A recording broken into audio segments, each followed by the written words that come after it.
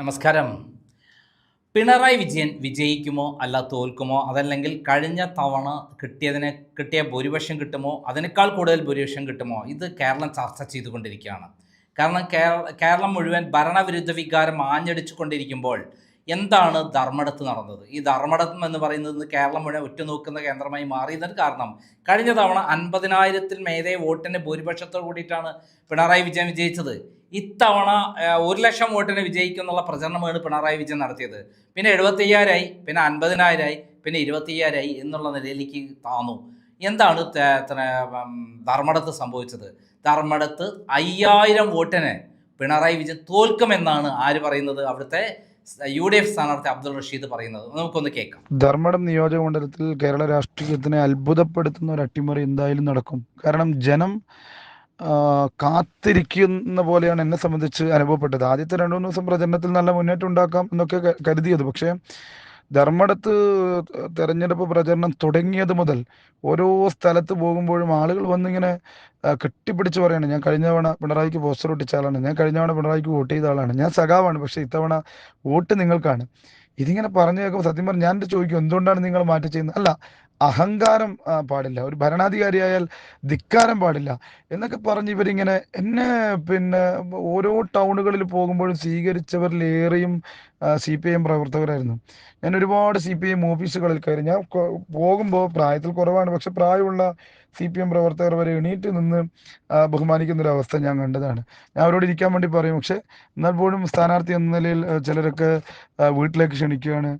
അങ്ങനെ ഒരു അഭൂതപൂർവമായ രാഷ്ട്രീയ രംഗത്ത് ഈ 10-20 വർഷക്കാലമായി സജീവമായി നിൽക്കുന്ന എന്നെ സംബന്ധിച്ച് അത്ഭുതമാണത്. പ്രത്യേകിച്ച് പെരളശ്ശേരിയിൽ, അതുപോലെ തന്നെ പിണറായി പഞ്ചായത്തിൽ അവരെല്ലാം പറയുന്നത് ഒരു മാറ്റം അനിവാര്യമാണ്. ഞങ്ങൾക്ക് അതിൽ പലരും പറയുന്നത്, ഞാൻ പല വീടുകളിലും പോയി അമ്മമാരെയൊക്കെ കണ്ട് അനുഗ്രഹം തേടിയപ്പോൾ പലരും പറയുന്നത്, ഞങ്ങളൊരു രാഷ്ട്രീയ നേതാവിനെ സത്യം പറഞ്ഞാൽ കണ്ടിട്ടില്ല. CPM-ന്റെ പ്രാദേശിക നേതാക്കന്മാരൊക്കെ വന്നു പോകുന്നു, അല്ലെങ്കിൽ അവർ മസിൽ പിടിച്ച് നടക്കുന്നു എന്നതിനപ്പുറം 2 തവണ വോട്ട് ചെയ്ത പിണറായി വിജയനെ ഞങ്ങളാരും കണ്ടിട്ടില്ല എന്നാണ് അവർ പറയുന്നത്. ഞാൻ അവർക്കെല്ലാം ഉറപ്പ് കൊടുത്തു, ഞാൻ എന്തായാലും കൂടെ ഉണ്ടാവും, ഒരു MLA കൂടെ ഉണ്ടാവും. ഒരുപാട് വിഷയങ്ങളുണ്ട്. ജനങ്ങളെ കേൾക്കാത്തൊരു MLA ആയിരുന്നു 10 വർഷക്കാലം ശ്രീ പിണറായി വിജയൻ. അവിടെ പിന്നെ അത് അവിടെ വീടിന് മുമ്പിൽ കൂടെ പോകുന്ന ഒരു എയർപോർട്ട് റോഡുണ്ട്. വികസനം വേണം, പക്ഷെ ആ വികസനത്തിന്റെ പേരിൽ ജനത്തെ വെല്ലുവിളിക്കാൻ പാടില്ല. വികസനത്തിന്റെ പേരും പറഞ്ഞ് ജനത്തെ വെല്ലുവിളിക്കാൻ മാത്രമല്ല, അവരെ കേൾക്കാൻ പോലും തയ്യാറല്ല എന്നുള്ളതാണ്. അവർ ന്യായമായ അവരുടെ ആശങ്ക പങ്കുവച്ചു. കാരണം റിയൽ എസ്റ്റേറ്റ് ലോബിയെ സഹായിക്കാൻ വേണ്ടിയിട്ടുള്ള ഒരു പ്രത്യേക പദ്ധതിയായി ചില സ്ഥലങ്ങളിൽ അത് രൂപാന്തരപ്പെടുകയാണ്. അപ്പോൾ അത് പറഞ്ഞതൊന്നും പരാതി കേൾക്കാൻ പോലും ആക്ഷേപിച്ചിറക്കി വിട്ടു. വീടിന് സമീപത്തുള്ള ആളുകൾ വരെ ആക്ഷേപിച്ചിറക്കി വിട്ടു എന്നാണ് പറയുന്നത്. സംസാരിക്കാൻ പോലും തയ്യാറായില്ല എന്നുള്ളതാണ്. അതുപോലെ തന്നെ കിൻഫ്രയുടെ പനേത്താമ്പറമ്പ് കിൻഫ്ര ഭൂമിയുടെ ഏറ്റെടുക്കലുമായി ബന്ധപ്പെട്ട് ഇവിടെ എത്രയോ പേർ ആത്മഹത്യയുടെ വക്കിലാണ്. മക്കളെ കല്യാണം കഴിച്ചയക്കാൻ കഴിയുന്നില്ല അവർക്ക്. എന്താ പറയുക, മാരക രോഗം ബാധിച്ചിട്ടും ചികിത്സക്ക് പണമില്ല. അവര് സ്ഥലം MLA-യുടെ അടുത്ത് പോകുമ്പം കാണാൻ പോലും അനുവദിക്കുന്നില്ല എന്നുള്ളതാണ്. ആരെയാണ് കാണേണ്ടത് ജനം?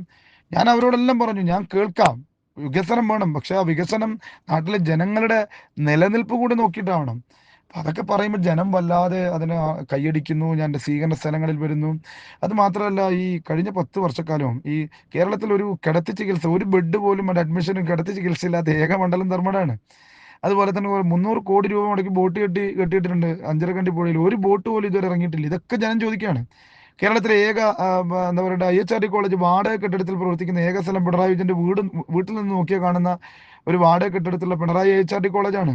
അതുപോലെ തന്നെ സർക്കാർ ഓഫീസുകൾ ചക്കരക്കൽ ടൗണിൽ, പ്രധാനപ്പെട്ട ടൗണാണ്, അവിടെ പ്രവർത്തിക്കുന്ന സബ് ട്രഷറി വാടക കെട്ടിടത്തിലാണ്. കണ്ണൂർ സൗത്ത് ഉപജില്ല ഓഫീസ്, വിദ്യാഭ്യാസ വകുപ്പിന്റെ ഓഫീസ് വാടക കെട്ടിടത്തിലാണ്. ഇപ്പോൾ ഷിഫ്റ്റ് ചെയ്തു, അവിടുന്ന് വാടകക്കാരനെ ഇറക്കി വിട്ടു സർക്കാർ ഉദ്യോഗസ്ഥന്മാർ. എന്തൊരു ഗതികേടാണെന്ന് ആലോചിച്ച് നോക്കണം. സകല സർക്കാർ ഓഫീസുകൾ, ഏറ്റവും കൂടുതൽ സർക്കാർ ഓഫീസുകൾ വാടക കെട്ടിടത്തിലുള്ള ധർമ്മടത്താണ്. അതുപോലെ തന്നെ ശ്രീ പിണറായി വിജയന്റെ വേങ്ങാട് പഞ്ചായത്തിലെ 14-ാം വാർഡിൽ വസ്തു നികുതി അടക്കുന്ന വില്ലേജ് ഓഫീസ്, ആ വില്ലേജ് ഓഫീസ് കണ്ട മനുഷ്യനെ അതിൻ്റെ ഉള്ളിൽ കയറില്ല. അതിലാണ് വില്ലേജ് ഓഫീസ്. അവിടെ പോയി നോക്കണം, ടാർപ്പായി വലിച്ചു കെട്ടി. ഞാനിതൊന്നും വെറുതെ പറയുന്നല്ല, എൻ്റെ ഇലക്ഷന്റെ മുമ്പിൽ ഞാൻ കണ്ട യാഥാർത്ഥ്യങ്ങളാണ്. ഇത് മുഴുവൻ ജനത്തോട് ഞാൻ പറഞ്ഞു. അഞ്ചരക്കണ്ടി ടൗണിൽ, അതുപോലെ തന്നെ ചക്കരക്കല്ലിൽ മൂത്രമൊഴിക്കാൻ പറ്റിയ ഒരു പൊതു ശൗചാലയം വരെയില്ല.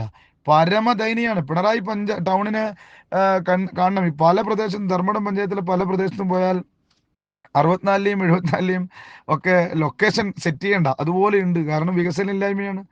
പിണറായി ടൗണിൽ തന്നെ പോയി നോക്കിയാൽ ഈ 10 വർഷക്കാലത്തിൻ്റെ ഇടയിൽ പിണറായി ടൗണിൽ എന്താ മാറ്റം ഉണ്ടായത്? പരമദയനീയം എന്ന് പറഞ്ഞാൽ പരമദയനീയമാണ്. അടിസ്ഥാന സൗകര്യ വികസനത്തിൽ മണ്ഡലത്തിൽ തിരിഞ്ഞു നോക്കിയിട്ടില്ല. അതൊരു ധാർഷ്ട്യമാണ്, ധിക്കാരാണ്. ജനം അന്ന് വോട്ട് ചെയ്യുന്നുള്ള ധിക്കാരാണ്. പിന്നെ വോട്ട് ചെയ്ത ജനങ്ങളെ കാണുമ്പോൾ ഈ കറുത്ത എന്താ പറയുക, കാറിൽ കൂളിംഗ് ഇട്ടിട്ട് കൈവീശി കടന്നുപോയാൽ അത് കേട്ട് അത് കണ്ട് സംതൃപ്തി അടയുന്ന സായുജ്യം അടയുന്ന ജനമാണെന്ന് കരുതരുത്. കാലം മാറി. CPM-ന്റെ പുതിയ തലമുറ അതിനെതിരെ പ്രതികരിച്ചു തുടങ്ങി. അവർ പറഞ്ഞു ഞങ്ങൾക്ക് വേണ്ടത് എന്താ പറയുക, ഞങ്ങളുടെ കൂടെ നിൽക്കുന്ന MLA ആണെന്ന് പറഞ്ഞു തുടങ്ങി. അതിലാണ് എൻ്റെ പ്രതീക്ഷ. തുടക്കം മുതൽ ലീഡ് ഉണ്ടാവും. ചെമ്പിലോട് പഞ്ചായത്തിൽ ആദ്യത്തെ ബൂത്ത് എണ്ണുമ്പോൾ തന്നെ ലീഡിലേക്ക് നിങ്ങൾ എഴുതി വെച്ച ലീഡ് കയറും. ആ ലീഡ് അങ്ങനെ ചെമ്പിലോട് പഞ്ചായത്തിലും അഞ്ചരക്കണ്ടി പഞ്ചായത്തിലും അതുപോലെ തന്നെ കടമ്പൂർ പഞ്ചായത്തിലും മുഴപ്പിലങ്ങാട് പഞ്ചായത്തിലും വലിയ ലീഡിലേക്ക് പോകും. പെരളശ്ശേരിയും അതുപോലെ തന്നെ വേങ്ങാട് തുല്യമാവും. പെരളശ്ശേരിയിലെയും അതുപോലെ തന്നെ ധർമ്മടത്തെയും പിണറായി പഞ്ചായത്തിലെയും ലീഡ് മറ്റ് പഞ്ചായത്തുകൾ കൊണ്ട് മറികടക്കും. ഉറച്ച വിജയപ്രതീക്ഷയാണ്. 5000 വോട്ടിന് മുകളിൽ ധർമ്മടത്ത് വിജയിക്കും. മുഖ്യമന്ത്രി സ്ഥാനത്തിരുന്ന് പരാജയപ്പെടുന്ന ആദ്യത്തെ മുഖ്യമന്ത്രിയായി സഖാവ് പിണറായി വിജയൻ കേരളത്തിൽ മാറും. കേട്ടാലോ? അദ്ദേഹം പറയുന്നത്, അതിനുള്ള കാരണങ്ങൾ സഹിതം പറയുന്നത് 5000 വോട്ടിന് അദ്ദേഹം ജയിക്കും, അബ്ദുൾ റഷീദ് ജയിക്കും. അതിന് കാരണം പറയുന്നത് ഒന്നും കൂടി ഇങ്ങോട്ട് നോക്കൂ. സഖാവ് പിണറായി വിജയൻ ഒരു അമ്പലത്തിലോ പള്ളിയിലൊന്നും പോകുന്നതായിട്ട് നമ്മളൊന്നും അടുത്ത കാലത്ത് കണ്ടിട്ടില്ല. എന്നാൽ ഈ തെരഞ്ഞെടുപ്പിനകത്ത് അദ്ദേഹത്തിന്റെ പ്രചരണ രംഗത്തെ ദയനീയത ഞാൻ കണ്ടത്, പ്രത്യേകിച്ച് ഇവിടെ മണ്ഡലത്തിൽ തന്നെയുള്ള ചെമ്പിലോട് പഞ്ചായത്തിലെ ഇരുവേരി മക്കാം ഉറൂസിന് ക്ഷണിച്ചപ്പോൾ തന്നെ അദ്ദേഹം പോയി എന്നുള്ളതാണ്. വേദിയിൽ കയറി. അതായത് അദ്ദേഹം അത്രയധികം ഭയപ്പെട്ടു തുടങ്ങി എന്നുള്ളതാണ്. രാത്രി കാലത്ത് മുഴുവൻ ഈ പറയുന്ന ശശിമാരും ജയരാജന്മാരൊക്കെ വീടുകൾ കയറുകയാണ്. ഇവിടെ പള്ളി കമ്മിറ്റികളുടെയും അതുപോലെ അമ്പല കമ്മിറ്റികളുടെയൊക്കെ ഭാരവാഹികളുടെ അടുത്ത് വീടുകൾ കയറിയിട്ട് സഹായിക്കണം, മുഖ്യമന്ത്രി സഹായിക്കണം, ഭൂരിപക്ഷം കുറഞ്ഞു പോവും, പേടിയാണ്, ഭയാണെന്ന് പറയുന്ന അവസ്ഥയിൽ പരമ ദയനീയതയിലാക്കി. അതുപോലെ തന്നെ വ്യാപകമായി കള്ളവോട്ടും ബൂത്ത് കൊടുത്തും നടന്നു. പക്ഷെ ഒരു കാര്യം ഉറപ്പാണ്, പാർലമെന്റിന്റെ അതേ പാറ്റേൺ ആണ് വരാൻ പോകുന്നത്. 2600 വോട്ട് മാത്രമാണ് ധർമ്മടം മണ്ഡലത്തിൽ ഇടതുപക്ഷത്തിന് ലീഡുള്ളത്. അതും പൊളിക്കും. കേട്ടല്ലോ? അതായത് പിണറായി വിജയൻ നമുക്കറിയാം, പിണറായി വിജയന് ഭീതി പലർന്നോടെ, തോൽക്കുമെന്നുള്ള ഭീതി പലർന്നോടെ താഴെ ഇതുവരെ പുറത്തിറങ്ങി നടക്കാത്ത പിണറായി വിജയൻ, നമുക്കറിയാം 41 വണ്ടി പോലീസിന് സഹായത്തോടു കൂടി മാത്രം വരികയും മിന്നായം പോലെ മടങ്ങിപ്പോവുകയും ചെയ്യുന്ന ഒരു യന്ത്രമനുഷ്യനായിരുന്നു പിണറായി വിജയൻ. ധർമ്മടംകാർക്ക് ഒരാൾക്ക് പോലും നേരിട്ട് കാണാനുള്ള സൗഭാഗ്യം ലഭിക്കാറില്ല. തൻ്റെ മണ്ഡലത്തിലെ ഏതെങ്കിലും ജനപ്രതിനിധികളോട് ഒന്ന് സംസാരിക്കാൻ പോലും, അവിടുത്തെ ഒരു പാവപ്പെട്ട ഒരാളുടെ പ്രശ്നത്തിന് കണ്ണീരൊപ്പാൻ പോലും പോവാത്ത ഒരാളാണ് കഴിഞ്ഞ 10 വർഷമായി പിണറായി വിജയൻ. അങ്ങനെയുള്ള പിണറായി വിജയൻ ഇപ്പോൾ അദ്ദേഹം താഴേക്ക് ഇറങ്ങി ചെന്നിരിക്കുന്നു. 41 വണ്ടി കാറിൽ പോകുന്ന ആൾ ഇപ്പോൾ വാനിൽ കയറി സഞ്ചരിക്കുന്നു. എന്തെല്ലാം ദൃശ്യങ്ങളാണ് ഇപ്പോൾ നമ്മുടെ അവിടുന്ന് വരുന്നത്. മാത്രമല്ല, ഈ ധർമ്മടത്ത് അബ്ദുൾ റഷീദിൻ്റെ പ്രചരണത്തിന് ആയിരക്കണക്കിന് ആളുകൾ ഇറങ്ങിച്ചെന്നു എന്നുള്ളതാണ്. ധർമ്മടത്ത് അങ്ങനെ ഒരു സംഭവം നടക്കാത്തതാണ്. ധർമ്മടത്ത് ഒരു കാരണവശാലും പിണറായി വിജയൻ അല്ലാതെ മാർക്സിസ്റ്റ് പാർട്ടിയുടെ പ്രവർത്തനം എല്ലാം വേറെ നടക്കില്ല.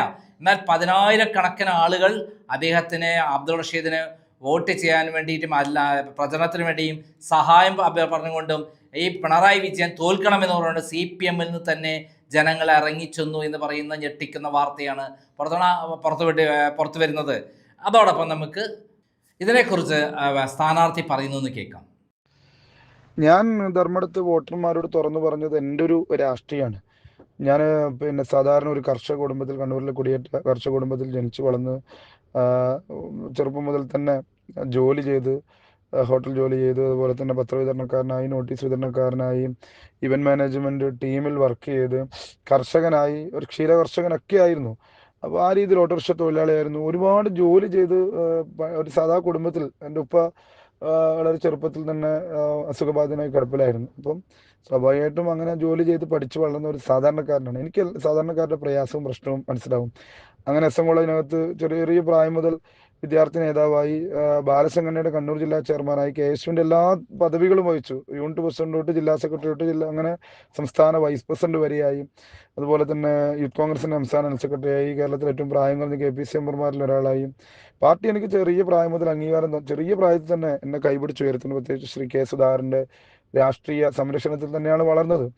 രമേശ് ചെന്നിത്തലയുടെയും അതുപോലെ പിന്നീട് രമേശ് ചെന്നിത്തലയാണ് സംസ്ഥാന രാഷ്ട്രീയത്തിനകത്ത് പദവികളിലേക്ക് ഉയർത്തിക്കൊണ്ടുവന്നത്. പിന്നീട് ശ്രീ KC വേണുഗോപാലിൻ്റെ, ശ്രീ VD സതീശൻ്റെ, അങ്ങനെ എല്ലാവരുടെയും അനുഗ്രഹാശീർവാദങ്ങളോടുകൂടി എൻ്റെ രാഷ്ട്രീയ ജീവിതം മുമ്പോട്ട് പോയത്. കഴിഞ്ഞ തെരഞ്ഞെടുപ്പിൽ തളിപ്പറമ്പിൽ മത്സരിക്കാൻ ഈ നേതാക്കന്മാർ ഒറ്റക്കെട്ടായി ആവശ്യപ്പെട്ടു. സ്വാഭാവികം തളിപ്പറമ്പിൽ KS പ്രായത്തിലാണ് മത്സരിച്ചത്. അന്ന് ഇതുപോലെ വലിയ എന്താ പറയുക, എനിക്കെതിരെ വലിയ രീതിയിൽ പറഞ്ഞു, ചെറിയ ചെക്കൻ എന്ത് ചെയ്യാനാണ്, ഞങ്ങളുടെ പാർട്ടി കോട്ടയാണ്, ആന്തൂരും മലപ്പുറത്തും ഉണ്ടെന്നൊക്കെ വെല്ലുവിളിച്ചിട്ട് വളരെ ആക്ഷേപമായിരുന്നു. പുച്ഛത്തോടു കൂടിയാണ് തെരഞ്ഞെടുപ്പിൽ കണ്ടത്. പക്ഷേ തെരഞ്ഞെടുപ്പ് കഴിഞ്ഞപ്പോൾ, കഴിഞ്ഞ പ്രാവശ്യം നമുക്കറിയാം ഒരു ഇടത് തരംഗം ഉണ്ടായിരുന്നു. അന്ന് ശൈലജ ടീച്ചർ 60,000, മുഖ്യമന്ത്രി 50,000, എം വിജിൻ കല്യാശ്ശേരിയിൽ 50,000, പയ്യന്നൂർ മധുസൂദനൻ നമ്പർ എല്ലാം 1,00,000 കടന്ന് ഭൂരിപക്ഷം കടന്നു പോയപ്പോഴും CPM-ന്റെ ഉറച്ച കോട്ടയായി കഴിഞ്ഞ 60 വർഷക്കാലമായി തുടർച്ചയായി ജയിക്കുന്ന, അതിനു മുമ്പ് ഏറ്റവും വലിയ ഭൂരിപക്ഷം ജെയിംസ് മാത്യു 40,000-ത്തിലധികം നേടിയ മണ്ഡലത്തിൽ ശ്രീ MV ഗോവിന്ദന്റെ ഭൂരിപക്ഷം പകുതിയാക്കി കുറക്കാനും UDF-ന്റെ വോട്ട് ഷെയർ 50,000-ത്തിൽ നിന്ന് 70,000-വും കടന്ന് 1,00,000-ഓളം വോട്ട് ഷെയർ വർദ്ധിപ്പിക്കാനും കഴിഞ്ഞു. ഇടത് കേന്ദ്രങ്ങളിൽ വലിയ ഞെട്ടലുളവാക്കിയതാണ്. കാരണം ഇവരൊക്കെ ഇതിന്റെ എല്ലാം നടുവിലാണ്, ഈ പറഞ്ഞ മണ്ഡലങ്ങളുടെ എല്ലാം നടുവിലാണ് തളിപ്പറമ്പ്. അവിടെയൊക്കെ 1,00,000 കിടക്കുമ്പോഴും ഗോവിന്ദ മാഷ് ദയനീയമായിട്ടുള്ള ഒരു ജയമായിരുന്നു. അപ്പോൾ അത് എന്നെ രാഷ്ട്രീയ ജീവിതത്തിൽ വലിയൊരു അനുഭവം നൽകി. 5 വർഷക്കാലം തളിപ്പറമ്പ് നിന്ന് പണിയെടുത്തു.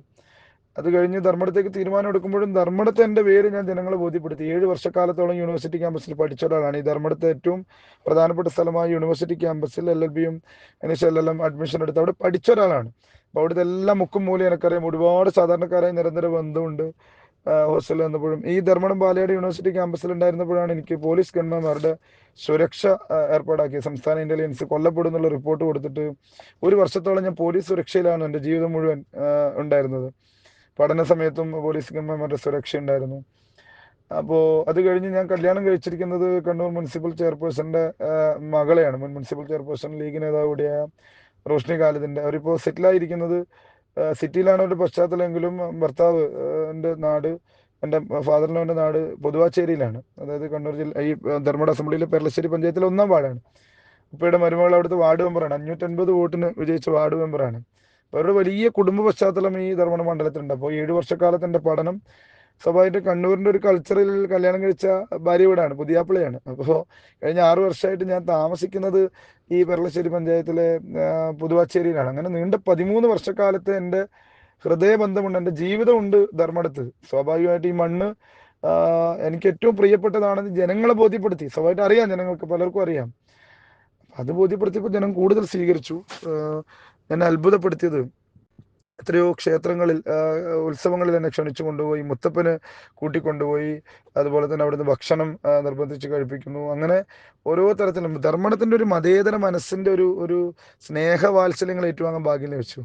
അവർ പറഞ്ഞു, ഞങ്ങൾക്ക് ഇങ്ങനെ ഞങ്ങളെ സ്ഥലം MLA ഞങ്ങൾക്ക് കിട്ടില്ല, സ്ഥാനാർത്ഥിയായിട്ട് നിങ്ങളെങ്കിലും കിട്ടുമല്ലോ. സ്ഥാനാർത്ഥിയായിട്ട് പോലും സ്ഥലം MLA കിട്ടുന്നില്ല, ഇടതുപക്ഷ സ്ഥാനാർത്ഥിനെ കിട്ടുന്നില്ല. അപ്പോൾ ഒരേ ഇടതുപക്ഷക്കാർ പറഞ്ഞു, നിങ്ങളെങ്കിലും കൈപിടിക്കാലോ എന്ന് പറഞ്ഞു. അങ്ങനെ ഒരു സ്ഥാനാർത്ഥി എന്ന നിലയിൽ ചിരിച്ചപ്പോൾ അവർക്ക് അത്രേ വേണ്ടു. സാധാരണക്കാരായ സഖാക്കൾക്ക്, CPM പ്രവർത്തകർക്ക്. അവർ പറഞ്ഞു, ആദ്യമായിട്ടാണ് ഇങ്ങനെ ഒരു അനുഭവം, ഒരു കോൺഗ്രസ് നേതാവ് അല്ലെങ്കിൽ കോൺഗ്രസ് സ്ഥാനാർത്ഥി ഇങ്ങനെ വന്ന് കൈപിടിക്കുന്നത്, ഞങ്ങളോട് സംസാരിക്കുന്നത് എന്നൊക്കെ പറഞ്ഞപ്പോൾ ഒരുപാട് സന്തോഷമായി. അതുകൊണ്ടാണ് ഞാൻ പറഞ്ഞത്, എന്തായാലും ഒരു മാറ്റം ഉണ്ടാകും. ആയിരക്കണക്കിന് CPM പ്രവർത്തകർ ഈ തെരഞ്ഞെടുപ്പിനകത്ത് മാറ്റി വോട്ട് ചെയ്യും. കേട്ടാലോ, വളരെ കൃത്യമായി അവിടെ നടന്നതിൻ്റെ ഒരു പിക്ചറാണ് അദ്ദേഹം തന്നത്. അതോടൊപ്പം ആരാണ് അബ്ദുൾ റഷീദ്? അബ്ദുൾ റഷീദ് തന്നെ പറയട്ടെ, ആരാണ് അബ്ദുൾ റഷീദ്? അതായത് പിണറായി വിജയനെതിരെ ഫൈറ്റ് ചെയ്തുകൊണ്ട് പരസ്യമായിട്ട് അദ്ദേഹം വലിയ തോതിൽ പ്രചരണ കോലാഹലം ഉണ്ടാക്കുകയും ഓളമുണ്ടാക്കുകയും അവസാനം അട്ടിമറിയിൽ എത്തുകയും ചെയ്യുമ്പോൾ ആരാണ് അബ്ദുൾ റഷീദ് എന്ന് പറയണ്ടേ? നമുക്കറിയില്ല അട്ടിമറിക്കോ ഇല്ല എന്നുള്ളത്. പക്ഷേ അബ്ദുൾ റഷീദ് 100% ആത്മവിശ്വാസത്തോടെ പറയുന്നു 5000 വോട്ടിന് എന്നുള്ളത്. അങ്ങനെയുള്ള ഒരാളാണെങ്കിൽ തീർച്ചയായും അദ്ദേഹം ചരിത്ര പുരുഷനാണ്. കേരളത്തിലെ ഏറ്റവും വലിയ ഭീകരനെയാണ് തോൽപ്പിക്കുന്നത്. 50,000 വോട്ടിന് കഴിഞ്ഞ വർഷം ഭൂരിപക്ഷം കിട്ടിയ സ്ഥലത്താണ് ഇത്തവണ അദ്ദേഹം 5000 വോട്ടിന് തോൽക്കും പിണറായി വിജയൻ എന്ന് പറയുന്നത്. അത് ആ ആളാരാണെന്ന് അറിയണ്ടേ? മുമ്പ് റായ്ബറേലിയിൽ നമുക്കറിയാം ഇന്ദിരാഗാന്ധിയെ തോൽപ്പിച്ചിരുന്ന ഒരു വലിയ ഭൂരിപക്ഷത്തിൽ നിന്നിരുന്ന, ഇന്ത്യ മുഴുവൻ കിടുകിടിങ്ങനെ വിറപ്പിച്ച, ഒരു കാരണവശാലും തോൽക്കില്ല എന്ന് പറഞ്ഞ റായ്ബറേലിയിൽ പോലും ഇന്ദിരാഗാന്ധി തോറ്റിട്ടുണ്ട്. പിന്നെയല്ലേ ധർമ്മടത്ത്? അതാണ് ആ ആളാരാണെന്ന് നമ്മൾ ഇപ്പോൾ തന്നെ പഠിച്ചു വെക്കുന്നുണ്ട്. അദ്ദേഹം തന്നെ പറയട്ടെ ഞാൻ ആരാണെന്നുള്ളത്.